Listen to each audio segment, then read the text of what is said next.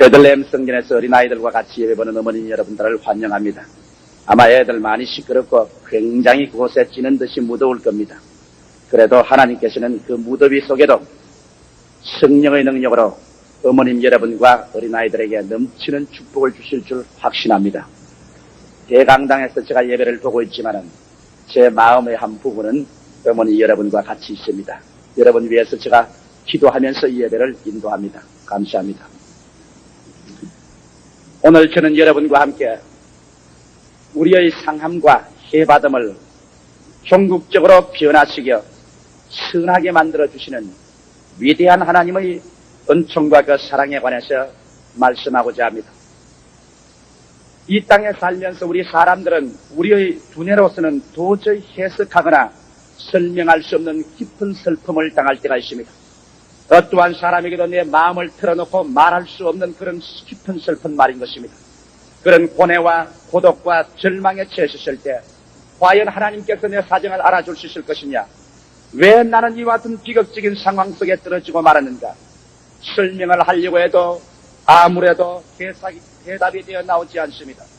밤이 맞도록 고민을 해도 오직 마음속에 남는 것은 절망과 슬픔뿐 해답이 없는 그 문제를 가지고 몸부림칠 때가 얼마나 많은지 모릅니다.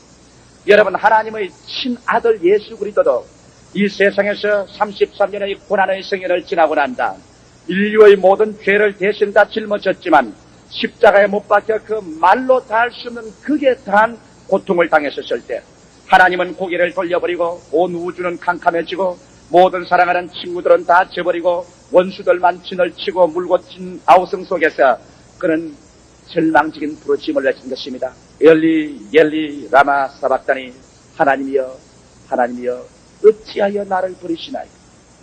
우주의 아들 되신 예수 그리스도도 고난의 문제에 대해서는 어찌하여라는 퀘션 마크를 붙인 것입니다. 하나님 아들조차 해석할 수 없는 그 고난의 문제가 오늘날 우리 좁아라운 인간들이 당할 때 우리의 이 두뇌 속에서 어떻게 해석할 수 있는 것입니까? 그러나 예수께서 마지막 그 절망적인 해석할 수 없는 고통을 당하셨을 때 주여 내 영혼을 당신의 손에 맡기옵나이다. 하나님의 손에 그 고난의 문제와 그 고통과 괴로움과 절망을 내어 맡겼던 것입니다. 그 결과로 세월이 지나가고 2000년의 기나긴 역사가 지나간 오늘날에 와서 우리가 그 갈보리 십자가를 바라보게 될 때 우리는 그 고난의 문제가 명약반하게 분명하게 해석할 수가 있게 된 것입니다. 하나님께서는 그 고난을 통하여 예수께서 그 당시엔 해석할 수 없는 괴로움이었지만은 그를 통하여 온 인류를 구원하고 새 하늘과 새 땅과 새 하나님의 백성들을 낳는 하나의 구로의 진통을 이루고 새 민족을 형성한 것을 알 수 있으며 그를 통하여서 우리 하나님께서는 그리스도 예수에게 그 말로 다 할 수 없는 위대한 부활을 주시고 만왕의 왕이요 만주의 주의 고난을 주신 것을 우리는 밝게 알 수 있는 것입니다. 오늘 저는 여러분과 함께 신구약 성경을 통하여 고난을 당한 수많은 사람들의 그 발자취를 더듬어봄으로 말미암아 우리가 당하는 고난 중에 어떠한 신앙의 태도를 취해야 될 것인가, 이 문제에 관해서 여러분과 함께 알고자 하는 것입니다. 오늘 이 땅에 사는 사람 중에, 오늘 이 예배당에 참석해서 제 말씀을 듣는 사람 중에 고난을 당하지 않는 사람은 한 사람도 없을 것입니다. 요번 말하기를 마치 불티가 하늘로 올라감 같이 인간은 고난을 위해서 태어났다고 말한 것입니다. 그러므로 고난을 피할 자는 한 사람도 없습니다. 우리는 모두 다 고난을 당하고 고난을 통하고 고난을 먹고 고난을 마시면서 살아나가는 것입니다. 그러면 도대체 이와 같은 고난 중에서 우리는 어떠한 신앙의 태도를 취해야 되겠습니까? 오늘 강 목사님께서 읽어주신 성경 말씀 속에 고난을 당하여 하나님께서 그를 영화롭게 한 위대한 한 사람의 모범이 기록되는 것입니다. 그 사람의 이름은 요셉이었습니다. 아브라함의 손자요 이삭의 아들인 야곱이 12아들을 낳았습니다. 야곱의 나이가 많아졌을 때 바로 11째 아들인 요셉을 야곱은 특별히 사랑했습니다. 왜냐하면 젊을 때 낳은 아들보다도 노년에 낳은 아들을 더 귀하게 보는 것입니다. 그래서 모든 자녀들 중에서 야곱은 요셉을 제일 사랑했습니다.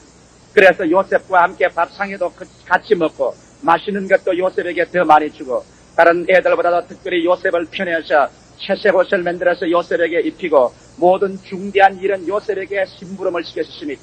그 결과로 말미암아 12형제 중에 점점 요셉에 대한 시기심이 생겨나기 시작했습니다.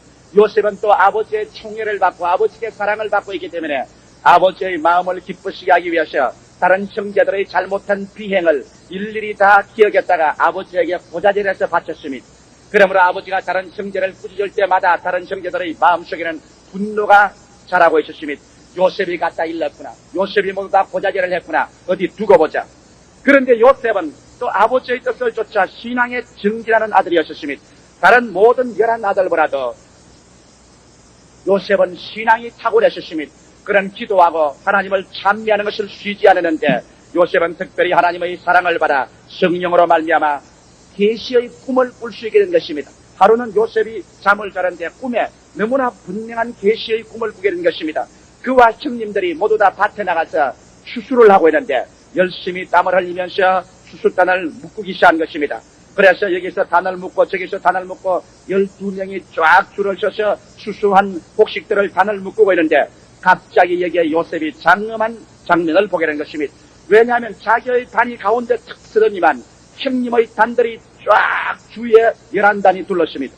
그러더니만 11단이 모두 다 요셉의 단을 향하여 고개를 숙이고 절을 합니다. 요셉은 그 꿈을 보고 난 다음 그대로 감추었으면 좋은데 어린아이들이 마음속에 기발한 것을 보고 난 다음 감출 수가 있습니까? 아침 식사 때 다 모였습니다. 부지런히 식사를 하고 있는데 요셉이 하는 말이 형들 내 꿈꾼 이야기를 들어보십시오. 내가 어제 저녁에 기발한 꿈을 꾸었습니다. 그리고 얼굴이 상기되어 만면에 웃음을 가득 먹은 요셉은 그 가운데 일어났습니다. 내 꿈은 이러합니다. 우리가 꿈에 모두 다 나가서 들에서 우리 밭에 가서 곡식을 추수하고 단을 묶는데 내 다운이 가운데 우뚝 서더니 형님들의 단이 내 주위에 쫙 둘러서더니만 나를 향하여 엎드려서 절을 했었습니다. 이 말을 듣자마자 형님들은 일제히 밥숟가락을 다 놓고 말한 것입니다. 입맛이 떨어지고 말한 것입니다. 그들은 요셉의 이야기를 듣고 난 다음 모조리 다 투덜거렸었습니다. 밥맛 떨어지게 우리 단이 너를 향하여 절을 하더라고. 그러면 네가 과연 우리에게 임금이 되고 우리는 모두 다 너희 주위에 둘러서서 너를 향하여 경배하는 종이 된단 말인가? 금방지기 짝이 없게 아버지가 총애를 하고 특별히 사랑해주니까 이제 점점 더 나빠져가지고서 우리의 임금이 되겠다고 기가 막혀서 정말 보자니까 도저히 눈꼴 사나워서 보지 못하겠네. 이러고 난 다음 털털 털고 일어나서 밥숟갈 놓고 그대로 다 나가기 시작한 것입니다. 그러나 요셉은 그러한 모든 일을 개의치 않았습니다. 그런데 얼마간의 세월이 지나가서 이제 그 꿈꾼 것이 다 잊어버릴 지경이 되셨을 때 아침 식사에 모였는데 또다시 요셉이 일어나서 형들 내 꿈 이야기를 들으시오. 저런 녀석 보아라. 또 꿈 이야기다. 저 녀석 꿈은 믿을 수가 없어. 그런데 요셉은 말했습니다. 아니요, 내 꿈 보십시오. 특별한 계시의 꿈입니다. 내가 밤에 열에 나가서 캄캄한 밤하늘을 쳐다보고 있는데 갑자기 밤하늘이 휘황찬란하게 밝아지더니 해와 달이 떠있고 그 주위에 11별이 쫙 둘러서서 해와 달과 함께 11별이 나를 향하여 일제히 경례를 합니다. 그 말을 듣자마자 형들의 분노는 충천하고 말한 것입니다. 일제히 그는 주먹으로서 밥상을 치고 일어나셨습니다. 야, 이 녀석아, 무엇이 어쩌고 어째? 이거 두고 보자 하니까 정말 사람들을 잡으려고 하는구나. 그때 아버지도 보니까 그 형들의 분노가 너무 거셉니다. 이래서 아버지조차도 그 분노를 가라앉히기 위해서 요셉을 꾸짖으셨습니다. 야, 이놈아, 무슨 말을 그런 말을 하냐? 해와 달과 11별이 절하겠다니 그러면 나와 내 어미도 너 앞에 나와서 절을 한다 말이냐? 이 고약한 놈. 아버지가 하면 꽉 뚫려니까 그게 형들의 분노가 사라져서 형들은 다 나가셨습니다. 그러나 아버지는 요셉의 그 꿈을 마음속에 깊이 간직하고 있었습니다. 여러분, 하나님께서는 우리 장차 일어날 많은 일들을 우리에게 보여주실 때 먼저 우리의 마음속에 꿈을 보여주실 때가 많습니다. 우리의 실제적으로 잠을 자다가 우리 꿈을 꾸는 꿈을 보여주기도 하지만은 하나님의 말씀을 통하여 기도할 때 성령으로 말미암아 우리의 마음 가운데 주님은 미래에 다가올 꿈을 우리의 중심에 기록해 주는 것입니다. 오늘 이 시간에 여러분 예수를 사랑하고 구원받은 사람들마다 하나님의 성령은 우리의 마음 가운데 아름다운 꿈을 조각하고 있습니다. 그 꿈이 뭔지 압니까? 이 땅과 이 세계에 있는 모든 것이 다 불타고 땅이 공허하고 혼돈하게 되며 흔들리고 깨어지고 침망같이 흔들려 다 흐트러져 버리고 역사가 종말되었을 때 저 지평선 위에 의의 거하는 새하늘과 새 땅이 다가오며 주께서 호령을 하고 천사장의 고함 소리가 들리고 하나님의 나팔이 길게 울릴 때 주 안에서 죽은 자들이 일제 부활의 몸으로 일어나고 살아남은 우리들이 일시에 변화될 것인데 내 몸을 보고 이웃 사람의 몸 보고 우리는 기가 너무 넘치는 기쁨으로 고함을 치지 않을 수 없을 것입니다. 우리의 추악하던 몸이 아주 영화로운 몸으로 쇠약하던 몸이 강한 몸으로 육신의 몸이 변하여 눈 깜박할 사이에 우주 공간을 달려쉬는 신령의 몸으로 변화되고 우리가 이제 늙지도 듬지도 아니한 그리스도의 삶 33세의 모습으로 변화되어 온 우주의 축하 속에서 그리스도의 나라를 향하여 들어가게 될 때 여러분 얼마나 즐겁겠습니까? 이와 같은 것들이 여러분의 마음속에 지금 성령으로 말미암아 꿈으로 아로새겨져 가고 있는 것입니다. 그리고 이 꿈이 마음속에 아로새겨져 있는 사람마다 여러분 이 꿈을 말하면 요셉의 형들이 요셉의 꿈을 향하여 분노를 한 것처럼 여러분의 이웃이나 형제나 친척들이나 믿지 않은 사람들은 우리가 이 꿈을 듣고 난 다음 조소할 것입니다. 우리 보고 손가락질 할 것입니다. 우리를 보고 미쳤다고 할 것입니다. 정신이 나간 소리를 한다고 말할 것입니다. 여러분 무슨 꿈이든지 하나님께서 주신 꿈을 우리가 마음속에 가지고 있을 때 이 하나님의 꿈은 마귀의 도전을 당하게 되는 것입니다. 이래다 우리의 마음속에 있는 꿈은 우리가 불을 통하고 물을 통하며 고난과 슬픔을 통해서 먼지와 티끌 가운데 지나가지만은 그러나 하나님께서 마음속에 주신 비전, 하나님이 주신 꿈은 어떠한 역경을 따라와도 사라지지 않고 그대로 이루어지고야 마는 것입니다. 오늘 여러분과 내 마음속에 가지고 있는 이 영화로운 꿈은 온 세상을 두고도 바꿀 수가 없으며 세상의 금과 은을 다 주고도 바꿀 수가 없으며 이러한 꿈을 마음속에 간직한 여러분들은 어느 날 어느 시에 일시에 변화되어 이 영원한 신천 신주의 백성으로 들어가는 영광을 얻게 되실 것입니다. 요셉은 그 꿈을 꾸고 난 다음에도 여전히 하나의 요셉이었습니다. 아무도 요셉의 그 꿈이 이루어질 것을 감히 짐작도 못했습니다. 그러나 하나님께서 꿈을 보여주시고 난 다음에는 그 다음에 주님께서는 그 꿈을 이루시는 하나님인 것입니다. 왜 하나님께서 미리 우리에게 꿈을 보여주시나요? 만일 우리의 마음속에 여러분 꿈이 없으면 우리가 시련과 환난과 고난을 통할 때 꿈이 없는 사람은 그대로 절망하고 주저앉아버리고 맙니다. 성경은 말씀하시기를 꿈이 없는 민족은 멸망하느니라고 말한 것입니다. 우리의 마음속에 꿈이 있으면 우리가 쓰라리고 고통을 당하고 시련과 괴로움을 당해도 그 꿈을 바라보고 우리 믿음을 견지하고 이겨나갈 수가 있는 것입니다. 이러기 때문에 우리 하나님께서는 언제나 우리에게 꿈을 주시는 것은 우리가 이 꿈이 있기 때문에 우리의 환경을 시련과 고난을 이겨나갈 수 있게 하기 위한 것입니다. 요셉은 꿈을 가진 사람이었습니다. 11 형제는 아무런 마음속에 꿈을 갖지 않았지만 요셉은 그 마음속에 꿈을 가진 사람인 것입니다. 우리 하나님께서 여러분에게 특별한 축복을 주시려고 할 때 언제나 그 축복이 오기 전에 여러분의 마음에 먼저 하나님께서는 꿈을 주시는 것입니다.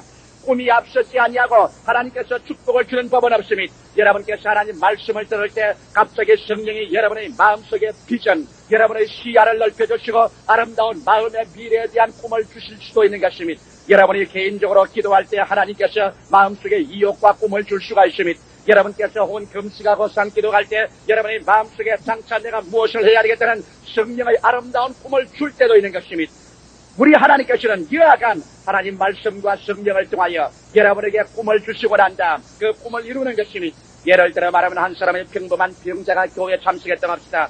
그런 집에서 떠나기 전에 그날은 특별히 성령으로 감동되어 마음이 우르르 떨리면서 오늘은 내가 건강하고 나은 사람이 되어 돌아올 것이라는 이상한 마음의 꿈이 벅차오르는 것입니다.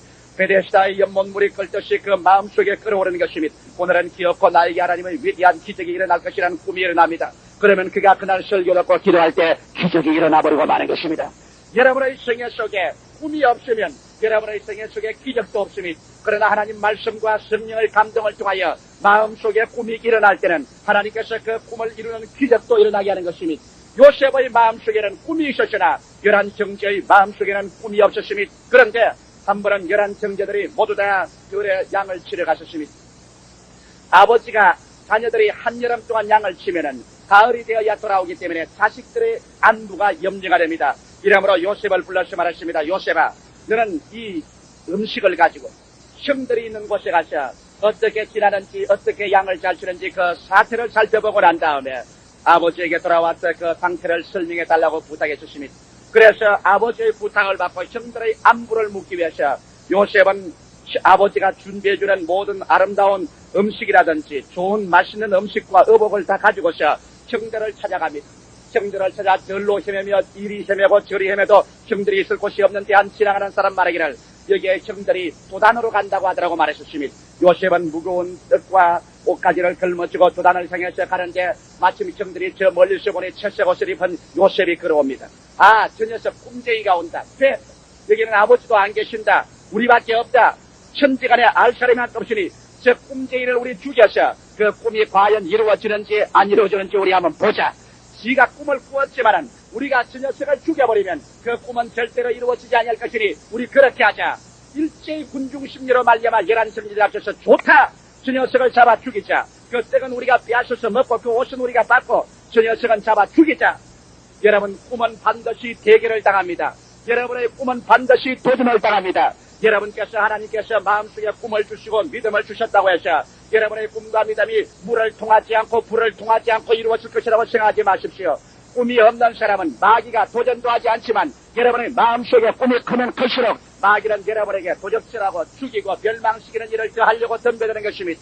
이러기 때문에 꿈이 있는 사람은 반드시 그 생활 가운데 도전이 다가올 것을 기대해야 되는 것입니다. 그러나 하나 두려워하지 말 것은 아무리 마귀가 비극적으로 도전할지라도 마음속에 꿈이 있는 사람은 망하지 않습니다.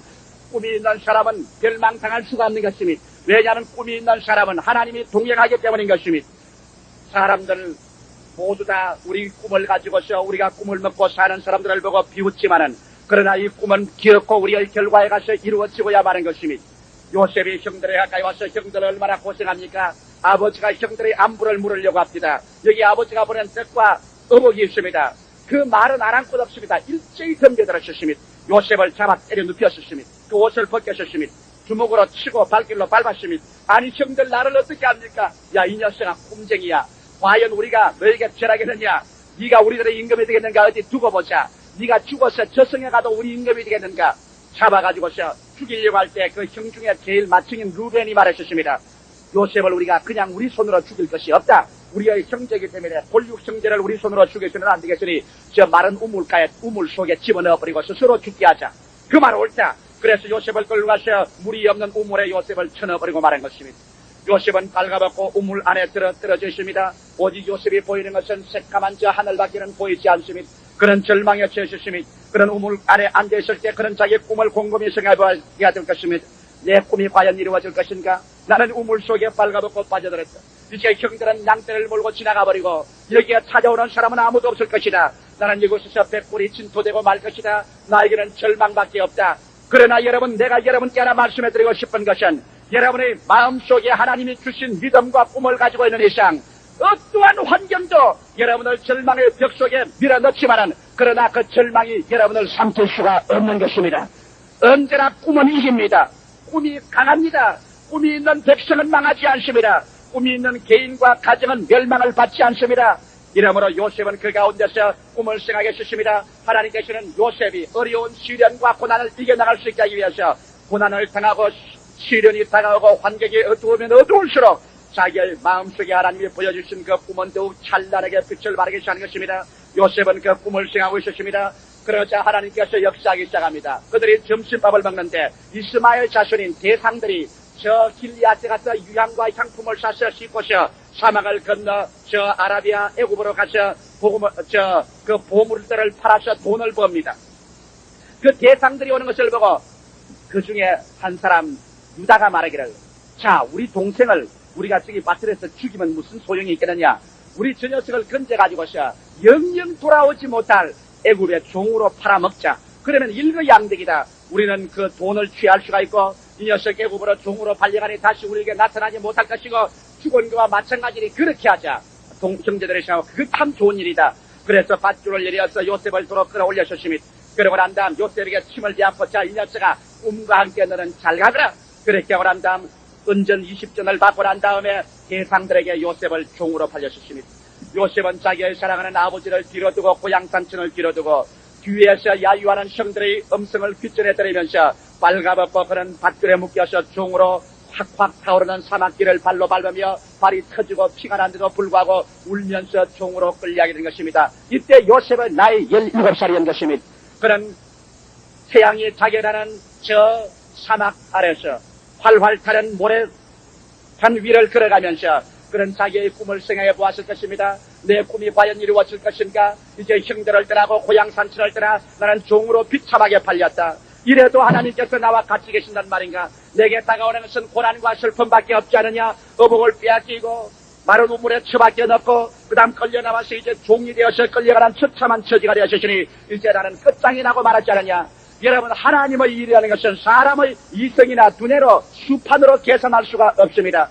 이렇기 때문에 바울 선생은 말하기를 우리가 믿음으로 행하고 보는 것으로 행하지 않는다고 말하셨습니다.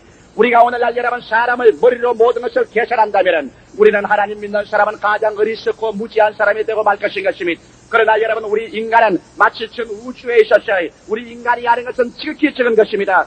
뉴턴 같은 사람도 말하기를 자기가 발견한 과학 지식은 무한한 해변에서 조그마한 자갯돌 하나를 주운 거에 불과하다고 말한 것입니다. 이러기 때문에 사람들이 무슨 이성으로 알며 사람이 어떻게 머리로서 경험으로 다 깨달을 수 있겠습니까? 무한한 우주와 영원한 시간 가운데 섭리하는 하나님의 사항을 사람은 알 수가 없는 것입니다. 그렇기 때문에 우리는 성경을 통하여 영원한 하나님의 지혜와 지식으로 말미암아 우리에게 계시해준 말씀을 받아들임으로 말미암아 하나님의 지혜와 하나님의 지식을 받아서 하나님의 세계 속에 믿음으로 들어가게 되는 것입니다. 성경은 말씀하기를 하나님께서 세상을 이처럼 사랑하사 독생자를 주셨다고 말한 것입니다. 예수야말로 우리의 길이요 진리요 생명이니 저로 말미암지 않고는 아버지께로 올 자가 없다고 말한 것입니다. 예수께서 십자가에 못 박혀 우리의 죄를 대신 짊어지고 우리의 죄악과 불의와 추악과 저주와 절망과 죽음을 십자가에 홀로 매달려 피를 흘려 찢어지고 땀을 쏟고 눈물을 쏟으며 다 청산한 사실은 우리의 인간의 지혜나 이성으로는 생각할 수 없는 문제인 것입니다. 예수가 죽었다가 3일 만에 무덤에서 부활해서 승천하시고 올라간 증거로서 보혜사 성신을 부어주신 이런 것은 우리는 지혜로서 해석할 수 없습니다. 이와 같은 하나님의 지혜와 지식은 믿음으로 말미암아 받아들일 수밖에 없는 것입니다.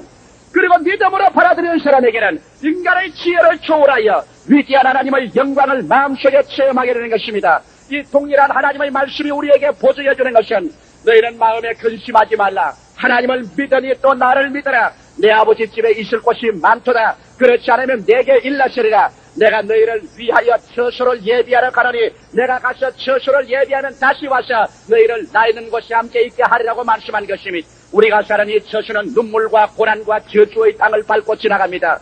그렇기 때문에 우리의 발 닿는 곳마다 가시와 은거키가 찌르고 고통과 괴로움과 죽음이 꽉들어찬 세상을 삽니다. 이 세상에 사는 사람 치고 탄식을 하지 않은 사람 없어도 있습니까? 이러므로 사람들은 이 세상을 고해라고 해서 고난의 바다라고 말하는 것입니다. 그러나 우리 앞길에 주님께서 말씀한 예비한 힘은 눈물과 근심과 탄식과 죽음이 없는 것입니다. 사도 요한은 환상 가운데 이 세계를 보고 그런 탄식하고 감탄해서 말하기를 보라! 내가 새 하늘과 새 땅을 보니 옛 하늘과 옛 땅은 사라지고 흉흉한 고해의 바다도 다시 있지 않더라고 말한 것입니다. 오늘날 이와 같은 사실을 우리가 인간의 이성으로 어떻게 알 수 있는 것입니까? 인간의 수판으로 어떻게 계산할 수 있습니까? 그러나 불후의 하나님의 위대한 계시의 말씀을 통하여 오늘 성신은 이와 같은 진리를 여러분과 내 마음 가운데 넣어주는 것입니다. 우리가 이 진리를 받고 난 다음 갑자기 우리가 사는 세상이 꿈같이 아름다워졌습니까? 아니요. 아직도 세상에는 죄가 있고 슬픔과 고통과 질병과 저주가 회오리 바람처럼 우리 주위에 둘러싸고 있는 것입니다. 이러한 것이 불어온다고 해서 우리 마음속에 하나님이 보여주신 이 진리가 헛될 수가 있는 것입니까? 아니요! 우리 마음속에 주신 하나님의 진리는 날이 갈수록 더 깊어져서 새로운 세계는 다가오고 낡은 세계는 꺼져가듯이 꺼져가버리고 마는 것입니다. 이와 같이 요셉이 종으로 팔려서 끌려가면서 기나긴 사막길을 걸어가면서 그런 그 마음속에 과연 내 마음속에 꿈이 이루어질 것인가? 과연 하나님이 나를 버렸지 않겠는가? 과연 나는 이제 절망지간인가? 그 마음속에 겨울이 바람치는 고뇌, 슬픔, 괴로움을 당했을 것입니다. 아무리 사람이 꿈이 있어도 여러분 시련과 고통 속에 빠지면 그 마음속에 한없는 마귀의 조소와 의심이 물결치듯이 들어오는 것입니다. 이러한 모든 조소와 이 모든 고통과 괴로움이 들어오더라도 여러분 이것을 우리가 능히 이기는 것은 왜냐? 여러분 속에 신앙을 주시고 꿈을 주시는 하나님은 만유보다 크시기 때문에 여러분을 결단코 내버리지 않냐는 것입니다. 우리 머리로서 해석할 수 없어 우리가 발부둥 쳐도 우리의 마음 중심에 우리의 심령을 휘어잡은 하나님께서는 믿음의 끈을 잡고 놓아주지 않습니다. 지금은 너는 아무것도 모른다. 고난의 자녀여 눈물의 아들 딸들이여 네가 이 슬픔과 고난의 골짜기를 지나갈 때 이 물과 불을 통항할 때 너희는 해석할 수가 없다. 질문에도 대답을 받을 수가 없다. 지금은 깨달을 수가 없다. 그러나 잠깐만 기다려 세월이 지나고 난 다음 이제 먼 눈에서 너가 지나온 과거를 바라보게 될 때 한 발걸음도 헛되이 걸어오지 않았다는 것을 네가 깨달을 날이 올 것이다. 그러므로 믿음으로 참으라. 믿음으로 바라보라. 우리가 사는 것은 보는 것으로 살지 않고 믿음으로 산다. 이와 같은 하나님의 위대한 교훈을 요셉은 받았던 것입니다. 요셉이 애굽에 건너가자마자 그는 애굽의 임금의 밑에서 시위대 대장을 하는 보디발의 집에 종으로 팔렸습니다. 종 중에도 제일 낮은 새카만 노무자로서의 팔렸던 것입니다. 그런 종으로 팔리자마자 17살의 어린 나이지만 뼈가 부서지도록 이르겠습니다. 밤 1시, 2시가 되도록 집안일을 다 돌보고 난 다음에는 아침은 남보다 먼저 새벽 4시, 5시면 일어나야 될 것입니다. 그런 주인을 섬길 뿐 아니라 종 중에 종을 더 섬겼습니다. 그런데도 불구하고 그 절망적인 상황에 꿈이 있는 사람은 망하지 않습니다. 요셉은 그 꿈을 밤낮 들여다보았습니다. 그러고 난 다음 그 꿈이 있는 이상 하나님은 자기를 버리지 않은 것을 믿었습니다. 종으로서의 못 먹고 헐벗고 채찍에 맞고 고난당하면서도 그런 인간의 이성으로 해석할 수 없고 설명할 수 없는 것을 믿음으로 말미암아 극복하고 나기 시작한 것입니다. 오늘 예수 믿는 여러분께서 인간의 희생으로 모든 것을 해석하려고 하면 여러분은 시험의 올무에 빠지고 맙니다. 그러나 절망에 처하셨을 때는 여러분 십자가 밑에 나아가서 예수 그리스도의 고난을 바라보고 난 다음 주께서 하나님이여 어찌하여 나를 버리시나이까? 나는 하나님이 왜 나를 버리는지 그 고난의 이유를 모르겠지만 내 영혼을 주께 맡깁니다. 믿음으로 영원한 여호와 아버지께 맡긴 그 예수 그리스도의 믿음을 본받으셔 하나님이여 내게 다가오는 고난과 슬픔과 괴로움과 절망과 암흑의 골짜기를 나는 이해할 수 없고 해석할 수가 없습니다. 그러나 이 모든 것과 함께 내 자신을 주님의 발 앞에 던져 하나님께서 모든 일이 합중하여 결과에 가서 선을 이룰 줄 믿습니다. 믿음으로 여러분 자신을 하나님께 내어 맡길 때 비로소 여러분 하나님께서 여러분에게 해석을 주는 것이 아니라 하나님은 성령으로 말미암아 여러분의 영혼 속에 여러분의 지성이 미치지 못하는 마음의 평화로서 채워주실 것입니다. 하나님의 대답은 머릿속에 깨닫는 해석이 아니라 내가 책임져 주마하는 보증인 마음의 평안으로서 여러분의 영혼을 점령해 줄 것입니다. 이와 같이 요셉은 그 절망적인 상황 속에서도 그 마음속에 평화를 가지고 있었습니다. 믿음으로 말미암아 부지런히 일했었습니다. 요셉이 맡은 일마다 일이 척척 진행됩니다. 고난의 땅에서도 하나님께서 형통함을 주셨습니다. 그래서 요셉이 하는 일들이 잘 때문에 종들에게 유명해지고 얼마 전에 보디발의 눈에 띄었습니다. 보디발이 요셉에게 부탁한 일마다 일이 척척 잘 이루어지니까 요셉을 점점 높여서 나중에는 가정 총무로 삼게 된 것입니다. 이 보디발은 자기의 먹고 입는 것 이외에는 일체의 모든 사업과 가정일을 요셉에게 전담을 시킨 것입니다. 요셉은 이제 고난의 땅에서 겨우 좀 위로를 받게 된 것입니다. 좋은 옷을 입게 되고 신발을 신고 이제는 좋은 음식을 먹고 좀 평안하게 되었다고 생각했었습니다. 이제는 모든 것이 아름답고 다 꿈같이 이루어질 것이라고 생각했었습니다. 그런데 요셉에게는 또다시 슬픔이 다가왔었습니다. 여러분 이 땅을 사는 동안에 우리에게 이제 나는 고난을 다 통과했다. 이제 내게는 고난이 없을 것이다. 그런 것은 있을 수 없습니다. 우리는 이 땅에 살면서 우리의 고난을 밥으로 먹고 살아야만 되는 것입니다. 고난이 다가오면 그를 잡아 먹고서 살아야지. 고난이 없는 인생을 산다고 하는 것은 거짓말인 것입니다. 또 고난이 있지 아니하면 기도하지 않게 되는 것입니다. 고난은 우리에게 기도하게 만들고 헌신하게 만들고 고난을 먹으면 우리는 더 신앙이 자라는 것입니다. 17살에 종으로 팔려온 요셉이 20대가 되어가니까 그 얼굴이 준수하고 얼굴이 붉고 아름답고 풍채가 아주 좋았었습니다. 모든 사람마다 그 사람 아깝다. 그 사람 종 같지 않다. 그런데 요셉이 올무에 이제 들어서게 된 것은 그 가정에 있는 보디발의 아내가 요셉을 향해서 자꾸만 연애하자고 하는 그런 비극적인 상황에 떨어지게 된 것입니다.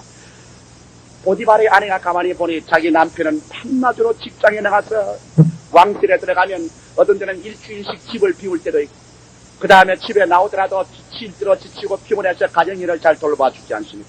그런데 애굽의 새카만 사람에 비교해서 저 히브리 사람인 요셉의 흐연 붉은 그 얼굴을 보게 될 때 우리 남편보다는 100% 낫다고 생각이 되셨습니다. 그래가지고서 심심하고 할 일이 없으니까 보디발의 아내가 요셉을 유혹을 합니다. 시간만 있고 때만 있으면 요셉에게 가서 자꾸 지근덕거리고 눈을 깜짝깜짝하고 유혹을 합니다. 요셉은 그것을 물리쳤습니다. 여러분 사람이 객지에서 외롭고 고독스러울 때는 유혹이 다가오고 그런 것이 다가오면 쉽게 무너집니다. 만일 사람의 마음속에 꿈이 없으면 여러분 사람들은 시련을 겪을 때 그것을 넘길 장사가 없습니다. 왜? 우리는 어디서 와서 어디로 가는지도 모른다. 인생은 한 번 살다가 죽으면 그뿐이다. 그러니 에라 그까지 그 세상에 살 동안에 먹고 마시고 재밌게 살자. 이것이 세상 사람의 철학인 것입니다. 이러므로 여러분 주를 믿지 않은 사람은 세상에 축복을 받고 잘 되면 방탕하고 세상에서 아무것도 안 되고 못 되면 타락하고 이렇게도 망하고 저렇게도 망하는 것이 세상인 것입니다. 요셉에게는 꿈이 있었습니다. 그런 평범한 종은 아니었습니다. 그 마음속에 불타는 하나님이 주신 꿈을 가지고 있었습니다. 그래서 몇 달을 계속해서 보디발의 아내가 요셉을 깨고 요셉을 유혹해도 요셉은 단호하게 그것을 그들떠보지도 않고 자기 할 일만 했었습니다. 하루는 요셉이 가정 일을 보기 위해서 마침 아침 찬란한 태양이 비치고 늦잠을 자고 일어난 보디발의 아내가 막 침실에서 나올 때 안티역마루에 일보러 들어가는데 그만 보디발의 아내가 요셉을 딱 보았습니다. 요셉을 딱 붙잡았습니다. 그러지 마라. 너도 한평생 나도 한평생 서로 지나가면 그뿐이다. 뭐 잘났다고 야단이야. 그러지 말고 나하고 잠있게 살자. 우리 남편이 알 것이 뭐냐. 옛날에 우리 한국 시인이 말한 것처럼 청산리 백개시야 시감을 자랑마라 일도 참여하면 다시 여기 어려워라 하는 것처럼 그러지 말고 청춘이 다 지나가기 전에 우리 함께 서로 좋아하고 살자. 요셉의 마음속에 여러분 시련이 없었다고 생각합니까? 요셉이 여러분 다정다감한 그 사람이 목석 같은 사람이었다고 생각합니까? 요셉의 마음속에 어머니에 대한 그리움, 모든 객지의 외로움, 시련과 그 유혹이 불길같이 일어났을 것입니다. 그러나 요셉은 그 무서운 불길 같은 유혹과 시련이 일어날 때 그를 이길 수 있는 것은 요셉의 마음속에 꿈이 있었기 때문인 것입니다. 오늘 여러분 우리의 자녀들을 기를 때 그들을 마음속에 꿈을 넣어주지 아니하면 그 자녀들의 자랑과 함께 이 세상에 타락하는 것은 어찌할 도리가 없습니다. 우리의 남편이나 우리의 아내나 우리의 환경이 우리의 마음속에 하늘에 주신 위대하고 거룩한 꿈이 없다면 여러분 우리는 타락하고 말 것인 것입니다. 예수 믿는 사람이라고 시험을 안 당한다고 하는 사람은 거짓말인 것입니다. 예수를 믿는 사람도 시험을 당합니다. 나는 캐럴 키너 목사님께서 이런 고백을 하는 것을 들었었습니다. 캐럴 키너 목사님이 나보고 이런 고백을 해요. 자기는 자기 아내에게 부탁한 것이 있다. 여보, 내 나이 이제 50이 넘어가니까 자꾸 하늘나라 가지만은 마음속에 흩탈감이 들어오려고 한다. 그러므로 당신 내 곁에 꼭 따라다니다가 혹시나 내가 눈이 삐뚤어져가지고서 다른 데를 보고들랑 여부 없이 나를 올가미해서 낚아채야 된다. 왜냐하면 내가 만일 세상에 흘러가든지 조금이라도 마음의 실수를 하게 되면 당신이나 내 자녀들이 너무나 내게 귀하기 때문에 당신이나 내 자녀를 내가 잃을까 이는 무섭다. 그러므로 당신이 나를 항상 붙잡아줘야 된다. 뭘 목사가 그런 이야기를 하느냐. 여러분 이 세상에 목사나 장로나 집사나 평신도나 숫다고 하는 자는 넘어질까 조심해야 되는 것입니다. 이 세상에 나는 완전히 이제 죄하고는 상관이 없다. 나는 이제 신령하게 되었다. 그러므로 나 같은 사람은 절대로 죄에 넘어지지 않는다. 유혹도 받지 않는다. 나는 그런 말을 많이 들었습니다만 그렇게 말하는 사람의 말을 제가 들었습니다만 여러분 나는 그런 말을 믿지 않습니다. 왜? 사람은 이 땅에 사는 동안에 천사가 되지 않습니다. 사람은 언제나 육신의 정력과 안목의 정력과 이성의 자랑이 언제나 도사리고 있는 것입니다. 그렇기 때문에 사도 바울같이 신령한 사람도 말하기를 오라 나는 곤고한 사람이로다. 이 사망의 몸에서 누가 나를 건져내려야 탄식하는 것입니다. 우리가 오직 이겨내는 것은 우리의 마음속에 신천신지의 꿈을 안고 예수 그리스도의 십자가의 보혈과 성령의 능력이 우리 마음을 잡고 있기 때문에 이 꿈을 가지고 있기 때문에 이와 같은 육체의 정력과 싸워서 이겨나갈 수가 있는 것입니다. 이러므로 우리가 말씀을 듣고 기도하고 성령으로 충만해서 우리의 꿈의 밝은 등불을 켜놓지 아니하면 오늘날 이 마지막 때 택한 사람이라도 넘어뜨리려 하는 원수 마귀의 올무에 빠져서 넘어져버리고 말 것인 것입니다. 절대로 이 땅에 사는 동안 나는 신앙이 이제 이만큼 되었으니 안심한다고 말할 사람은 한 사람도 없는 것입니다. 매일같이 우리는 꿈을 바라보고 믿음으로 싸워야 되는 것입니다. 요셉은 여러분 여기에서 그 여자와 서로 이야기를 하지 않고 요셉은 달아나셨습니다. 오늘날 사람들은 이 성경을 보면서 요셉이 여자를 잘 타이리지 왜 달아나느냐, 누구나 옷을 벗어버리고 왜 달아나느냐. 여러분 죄는 피하는 것이 제일 좋습니다. 죄를 여러분 얼굴과 얼굴을 마주대고 죄와 얼굴을 대서 죄와 여러분 이야기한다는 것은 거짓말입니다. 요사이 신신학자들은 시츄에이션 에틱이라고 상황윤리를 통해서 사랑이 제일이다. 사랑만 있으면 윤리와 도덕은 다 철폐도 좋다는 이론을 가지고서 그들은 사랑을 베풀기 위해서 전도하러 간다고 술집에 기생집에 들어가서 전도합니다. 차바리에 들어가서 전도합니다. 그러고 난 다음 기생들과 함께 잔을 마시고 함께 파토를 치고 함께 춤을 추면서 전도한다는 겁니다.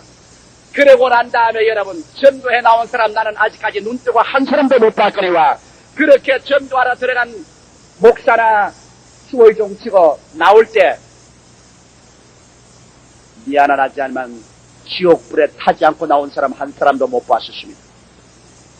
죄는 피하는 것이 죄입니다. 죄는 달아나는 것이 죄입니다. 죄하고 만나서 성경할 필요가 없습니다. 미국의 어떤 아가씨 한 사람이 자기는 뱀을 사랑한다고 그랬습니다. 뱀은 절대로 자기를 물지 않는다. 그래서 신문에 데스트필로 났습니다. 집에 독사를 잔뜩 갖다 놓고 독사가 목에도 감고 팔에도 감고 혀를 날름거리고 있는 것이 나타났습니다. 뉴스에 나왔었습니다. 하루는 그 아가씨가 아무래도 집에서 안 나오기에 사람들이 문을 두들기도 없어 문을 따고서 들어가 보니까 그 독사에게 물려서 죽어버리고 말았었습니다. 죄와 같이 놀고 난 다음 죄에게 물리지 않을 사람이 누가 있는 것입니까? 그러므로 여러분, 죄는 피하는 것이 좋고 죄는 도망치는 게 좋습니다. 요셉이 아니라 도망을 쳤습니다. 아마 요셉이 거기에서 조금만 있어서 사정을 했더라면 그럼 자기의 유혹에 견디지 못해서 타락하고 말았을 것입니다. 그러나 요셉은 도망을 칩니다. 그러나 그 옷을 잡고 있는 그 보디발의 아내가 옷을 놓아주지 않기 때문에 단추를 끌려버리고 옷을 벗어버리고 그런 도망을 쳤습니다. 요셉은 그러면 날달리라고 뛰어나왔었습니다. 그럴 때 사랑은 징후로 변하는 것입니다. 사랑이 수치와 모욕으로 변하는 것입니다. 이 보디발의 아내는 고함을 치고 악을 치기 시작한 것입니다. 그 옷을 찢고서 사람 살려라! 사람 살려라! 우리 남편이 가져온 히브리 종이 나를 욕보이려고 들어왔다가 내가 반항하는데 도망을 쳤다. 사람 살려라! 아무도 그 장면을 보지 못했습니다. 그 소리를 듣고 들에서 일하던 종들이 뛰어왔고 종들이 그냥 발을 딩동 구르면서 자기의 그 남편 보디발에 가서 고했고 보디발이 왔을 때 그 눈은 축축 뒤집어졌습니다. 이 세상에서 여러분 가장 무서운 것이 질투심인 것입니다. 더구나 자기 아내를 상처 입은 다른 남자에 대한 남자의 질투심이란 도저히 상상할 수 없는 무서운 질투심인 것입니다. 보디발은 뛰어와서 요셉의 변명을 들으려고 하지 않으셨습니다. 왜? 요셉은 옷을 벗고 있었습니다. 그 옷이 자기 아내의 손에 잡혀 있었습니다. 그 아내는 뛰고 꿀리면서 입에 거품을 물고 저 녀석이 내게 수치를 끼치러 왔다가 내가 고함을 치니까 놀라서 도망을 쳤다고 고함 쳤었습니다. 이러기 때문에 그 안에서 하늘 아래 땅 아래 하나님만 아시지 어찌 요셉은 변명할 것이 없었습니다. 보디발은 뛰어들어와서 요셉을 짓밟았습니다. 그를 내리차고 짓밟고 이겼었습니다. 코가 터지고 피가 나고 눈이 부어오르고 이빨이 깨어지고 입술이 찢어지고 팔이 부러지고 그렇게 진이김을 당하면서도 요셉은 아무에게도 변명할 수가 없었습니다. 누구에게 변명을 할 수가 있는 것입니까? 아마 여러분 그 고난의 문제와 티끌 속에 들어갔을 때 요셉은 그만 하나님을 원망할 수밖에 없은 지경 아닙니까? 하나님도 야속하시다. 하나님이 살아계시면 나를 이렇게 할 수가 있는가? 세상에 이렇게 억울하고 이렇게 답답할 수가 있느냐? 요셉은 그대로 끌려가지고서 한번 들어가면 다시 나오지 못한다는 시위대 뜰 감옥에 철거득 하고서 갇혀서 철창고리가 그의 수족에 묶여졌을 때 여러분 요셉이 견뎌낼 것 같았습니까? 야, 하나님이 살아계시면 나를 이렇게 할 수가 있는가? 고난에 고난을 연속하고 슬픔에 슬픔이 연속하니 이래도 하나님이 살아계시고 이래도 하나님을 내가 믿고 계속 나갈 수가 있는가? 요셉은 보통 사람 같으면 그렇게 탄식했을 것입니다.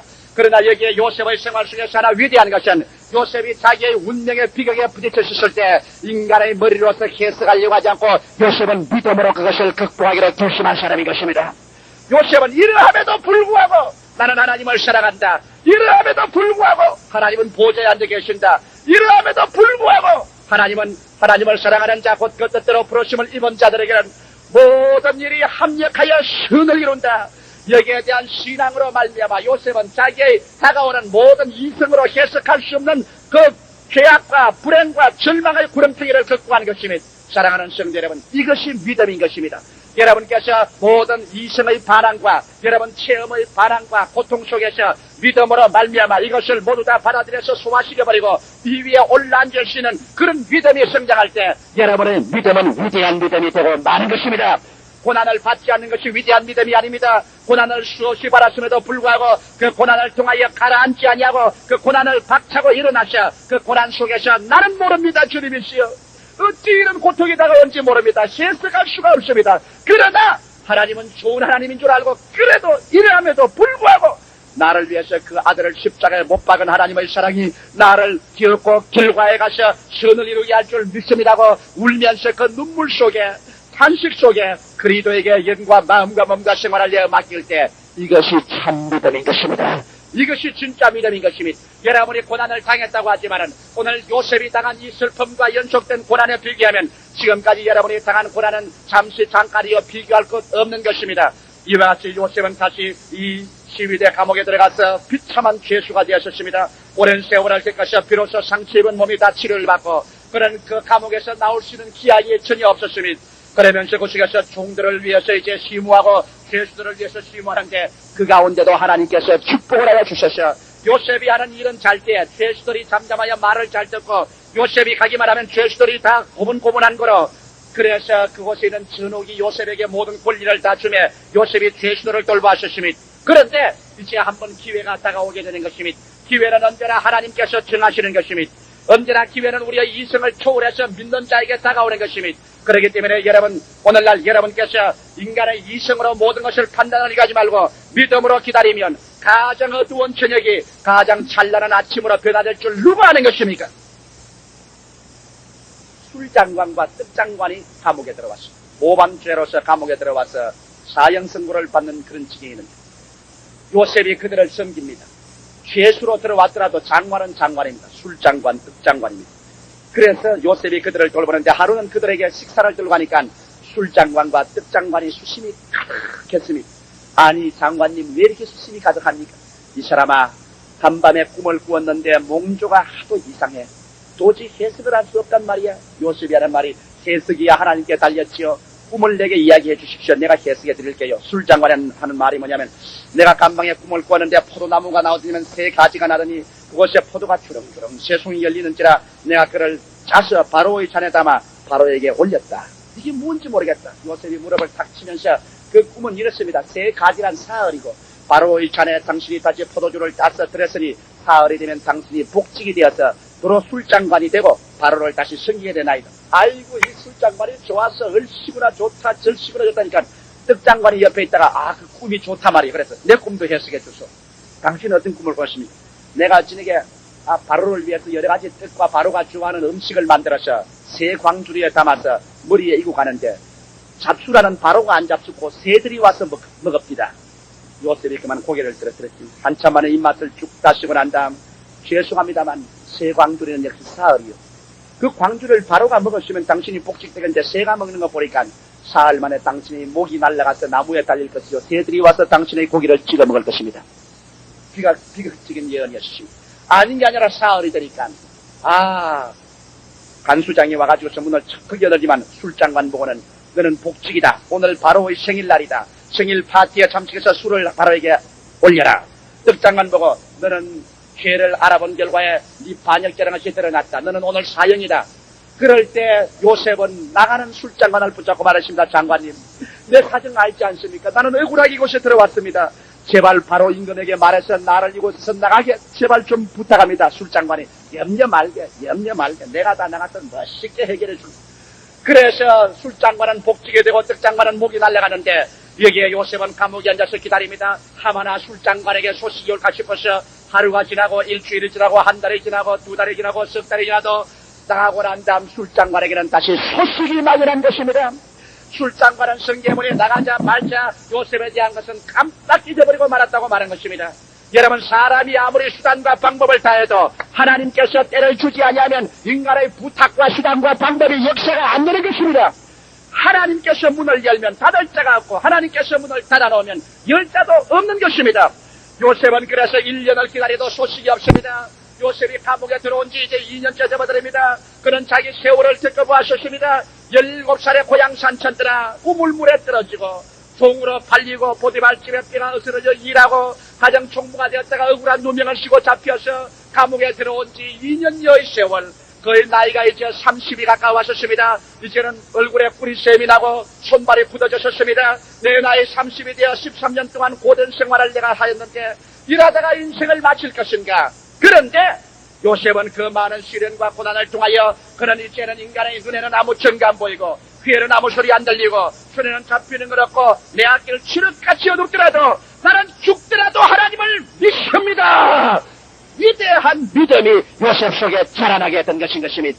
바로 하나님이 원하시는 것이 이것인 것입니다. 여러분께서 물을 통하고 불을 통하는 이유는 하나님께서 여러분의 가슴 속에 은이나 금을 주고 살 수 없는 위대한 믿음을 기르기 위해서 하나님이 시련하시는 것입니다. 여러분, 왜 사람이 쇠를 불 속에 집어넣고 물 속에 집어넣습니까? 그 쇠를 강철로 만들기 위해서 그렇게 하는 것입니다. 여러분과 나에게 다가오는 고난은 이유 없는 것이 하나도 없습니다. 이 고난을 통하여 하나님께서는 여러분과 내 영혼이 신앙 속에서 그리스도의 형상과 모양대로 닮아가고 위대한 영혼이 되기 위해서 그렇게 하는 것입니다. 진주는 쉽게 만들어지지 않습니다. 진주는 진주 조개 속에 모래알이 들어옵니다.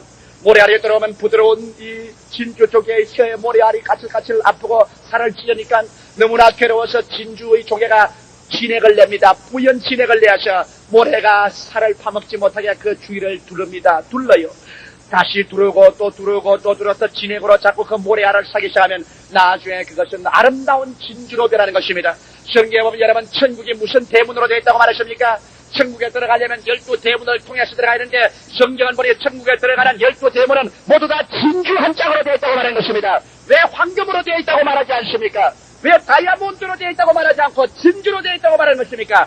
천국에 들어가는 문이 진주로 된 것은 오직 고난과 슬픔과 눈물을 통하여 이를 극복하고 믿음으로 이긴 사람만이 그 길을 들어갈 수 있기 때문에 천국은 진주의 대문으로 되어 있는 것입니다. 여러분, 오늘 그러므로 여러분이 당하는 고난을 슬퍼하지 마십시오. 그 고난은 이유가 없습니다. 고난은 여러분에게 상처를 주게 옵니다. 여러분의 뼈를 깎고 심장을 깨뜨리기 위해서 고난이 옵니다. 폐부를 찌르기 위해서 고난이 다가오는 것입니다. 그러나 여러분, 그 고난을 통하여 진주 조개와 같이 믿음과 기도로서 그 고난을 사십시오. 믿음과 고난으로 그 기도를 잡고 사십시오.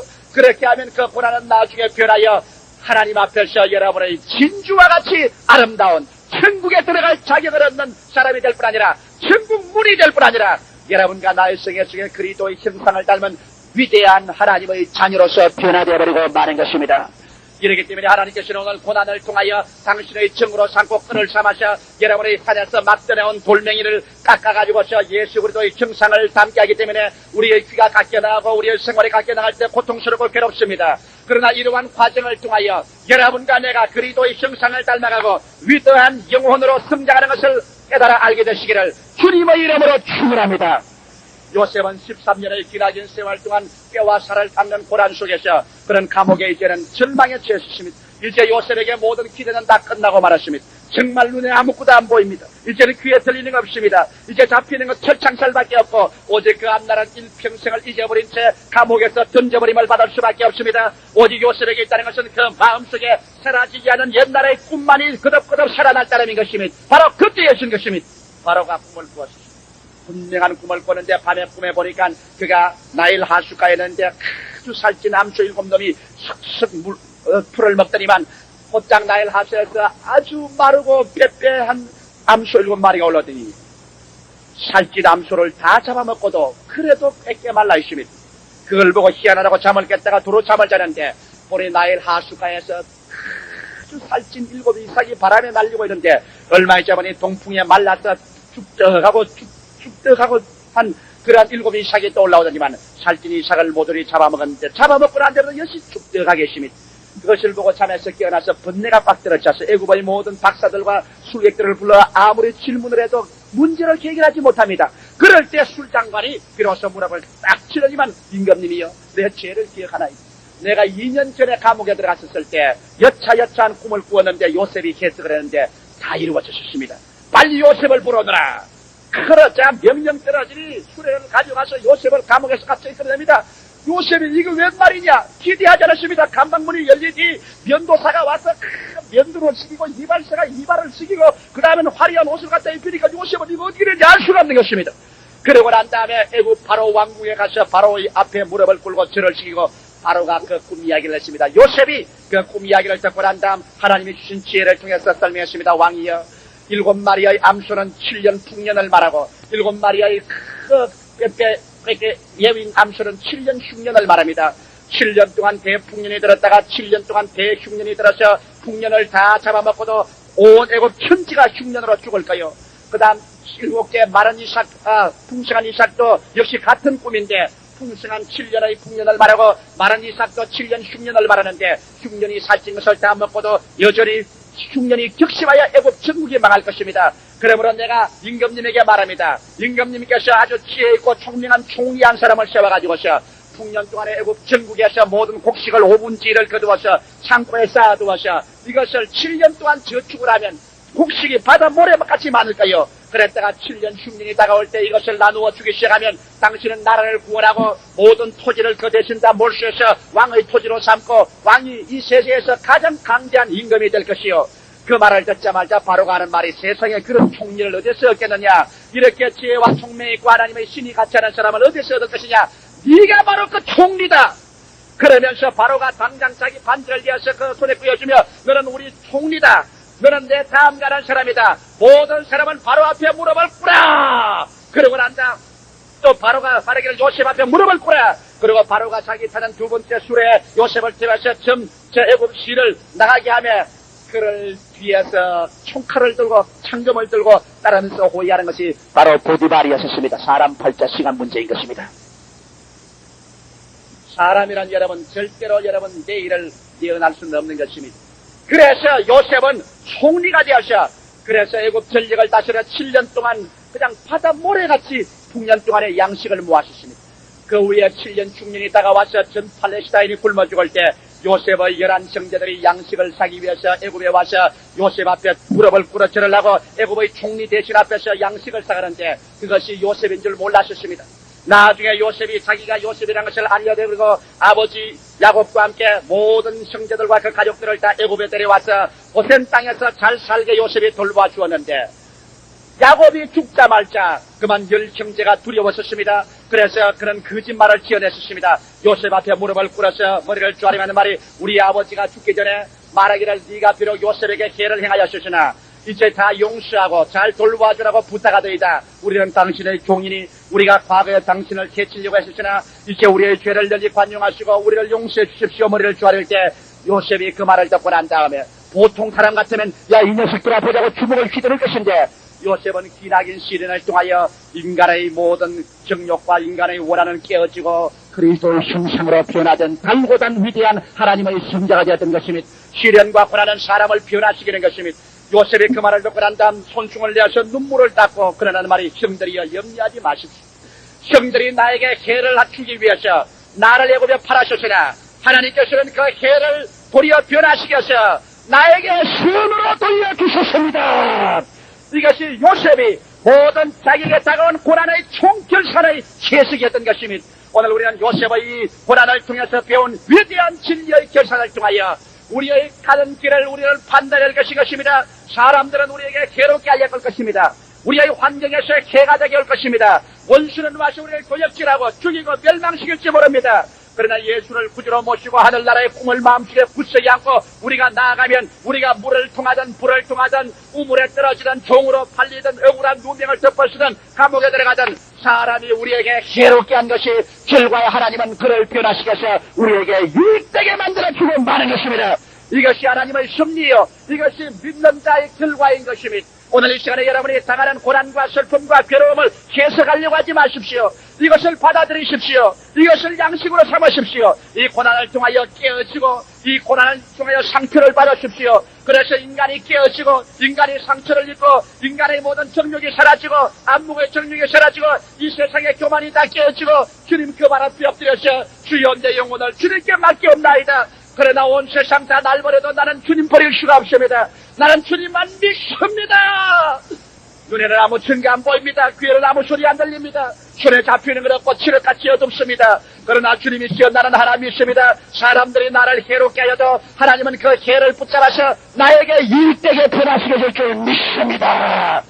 성경으로 봐서 8장 28절은 그것을 웅변적으로 우리에게 말하고 있는 것입니다. 하나님을 사랑하는 자 곧 그 뜻대로 부르심을 입은 자들에게는 모든 것이 합력하여 선한 것과 악한 것, 슬픈 것과 좋은 것, 병드는 것과 건강한 것, 부유한 것과 가난한 것, 칭찬받을 때와 멸시받는 것, 이 모든 것이 합동하여 천국에 가시는 선을 이루나니라.